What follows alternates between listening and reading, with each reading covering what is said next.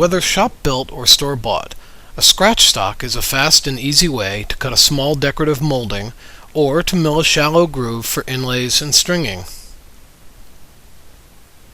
The business end of the scratch stock is the steel scraper blade that is shaped to create the desired profile.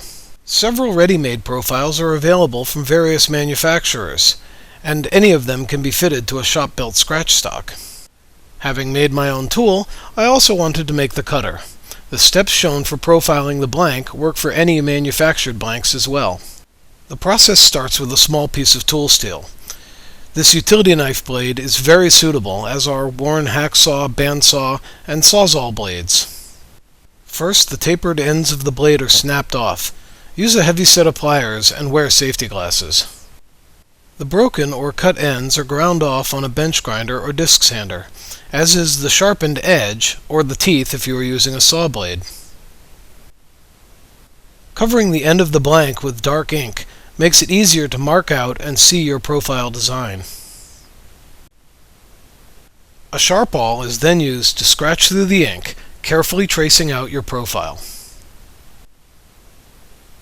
A metal cutting wheel in a rotary tool is excellent for quick removal of the waste sections, but be careful not to cut past the described profile. A few minutes of careful work with a hand file finishes the cutter.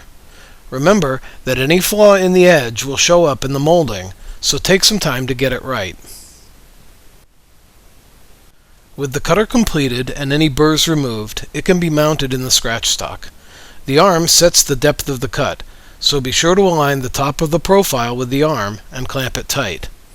Set the sliding head where needed and begin scraping away. Commercially made beaters are available as well. On the right is an antique Stanley 66 beating plane, and on the left is Lee Valley's excellent hand beater. Pre-made blades are available for both of these tools, and will work just fine in your shop-built scratch stock. So for a project like inlaying stringing, I'll cut the strings first, and file a nib into the end of the cutter that's the same width and depth as the stringing I created. A few quick passes with the scratch stock, and it's a perfect fit every time.